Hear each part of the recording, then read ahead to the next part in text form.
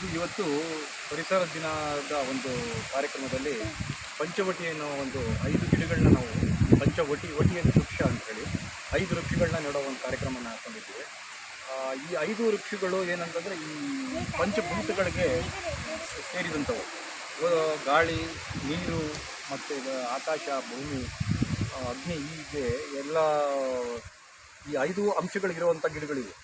ಇದು ಬಹಳ ವರ್ಷಗಳ ಮೊದಲು ಶ್ರೀರಾಮಚಂದ್ರ ತ್ರೇತಾಯುಗದಲ್ಲಿ ಈ ವನವಾಸಕ್ಕೆ ಹೋದಾಗ ಅಲ್ಲಿ ಈ ಒಂದು ಪಂಚವಟಿ ಅನ್ನೋದು ಈಗ ಮಹಾರಾಷ್ಟ್ರದಲ್ಲಿದೆ, ನಾಸಿಕಲ್ಲೇನು. ಅದನ್ನು ನೋಡಲಿಕ್ಕೆ ತುಂಬ ಜನ ಹೋಗ್ತಾರೆ. ಅಲ್ಲಿ ಶ್ರೀರಾಮಚಂದ್ರ ಬಂದು ಉಳ್ಕೊಂಡಿದ್ದರು.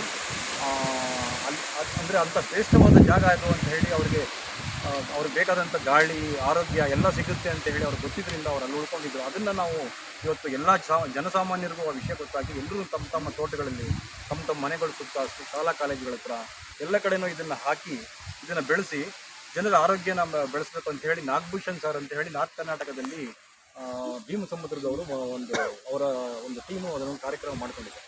ಆ ಕಾರ್ಯಕ್ರಮದ ಪ್ರಕಾರ ನಾವು 1008 ಪಂಚವಟಿಗಳನ್ನ ಇವತ್ತು ಕರ್ನಾಟಕದಲ್ಲಿ ನೆಡ್ತಿದ್ದಾರೆ. ಅದರಲ್ಲಿ ನಮ್ಮದು ಒಂದಾಗಿ ಮತ್ತೊಂದು ನಾವು ಪಂಚಲಿಂಗಗಳ ಸಮುಚ್ಛಾಯದಲ್ಲಿ 2 ಕಡೆ ಇವತ್ತು ಮಾಡಿಸ್ತಾ ಇದ್ದೀವಿ. ಅದರಲ್ಲಿ ಇದು ನನ್ನ ತೋಟದಲ್ಲಿ ಶ್ರೀಗಿರಿ ಆರ್ಗ್ಯಾನಿಕ್ ಫಾರ್ಮಲ್ಲಿ ಇದನ್ನು ಮಾಡಿದ್ದೀನಿ ಇವತ್ತು.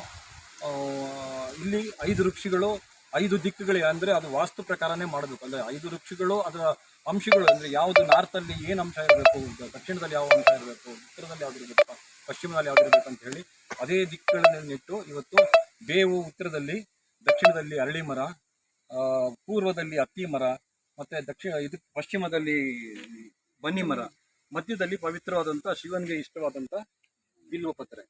ಹೀಗೆ ಈ ಎಲ್ಲ ಗಿಡಗಳು, ಇವಿಷ್ಟು ಗಿಡಗಳಿಂದ ಬರುವಂಥ ಗಾಳಿ, ಇದು ನಿಮಗೆ ಅರಳಿ ಮರದ ಬಗ್ಗೆ ಗೊತ್ತಿರ್ಬೋದು. ಅದು 24 ಗಂಟೆ ಗಾಳಿ, ಆಕ್ಸಿಜನ್ ಕೊಡುವಂಥ ಒಂದು ಆಮ್ಲಜನಕ ಕೊಡುವಂಥ ಒಂದು ಮರ ಅದು.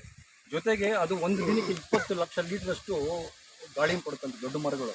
ಅಂದರೆ ಒಂದು ಇಮ್ಯಾಜಿನ್ ಮಾಡ್ಕೊಳ್ಳಿ, ಒಂದು ಮರ ಎಷ್ಟು ಜನಕ್ಕೆ ಜೀವ ಕೊಡ್ತಾ ಇದೆ. ಅಂಥ ಒಂದು ಕಾರ್ಯಕ್ರಮ ಇದನ್ನು ಮಾಡ್ತಾ ಇದ್ದೀವಿ ನಾವು. ತುಂಬ ಕಡೆ ಮಾಡಿದ್ದಾರೆ, ಅದು ನಮ್ಮದು ಒಂದು ಭಾಗವಾಗಿ ನಾವು ಮಾಡಿದ್ದೀವಿ. ಇದು ನನ್ನ ಅಭಿಪ್ರಾಯದಲ್ಲಿ ತಲಕಾಡಿಗೆ ಇದರಿಂದಾಗಿ ತುಂಬ ಅನುಕೂಲ ಆಗುತ್ತೆ. ಇದು ಇನ್ನೂ ಒಂದಷ್ಟು ಕಡೆ ಮಾಡೋಣ, ಸಾಧ್ಯ ಆದಷ್ಟು ಕಡೆ ಎಲ್ಲ ಮಾಡಬೇಕು ಅನ್ನೋ ಒಂದು ಅಭಿಪ್ರಾಯ ಇದೆ ಅಂತ ಹೇಳ್ತೀನಿ.